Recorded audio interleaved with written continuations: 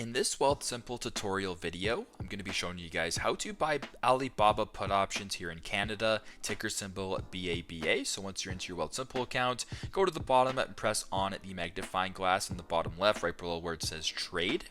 Then at the top, you can go to the search bar and press on the search bar. As I mentioned before, type in ticker symbol BABA for Alibaba. At the top here, it says Alibaba Group Holding Limited. Press on that one right there. Go to the bottom, press on buy, and then press on options. Now, if you wish to buy some Alibaba put options, what you have to do at the top here, where it says, I believe that Baba will rise by, to change it from a call option to a put option, go where it says rise and press on rise. Then press on the bottom where it says put option. Now it should probably say Baba will fall by. And if you want to change the expiry date, go to the date right here and select whatever future date that you wish these options to expire on, so the expiry date.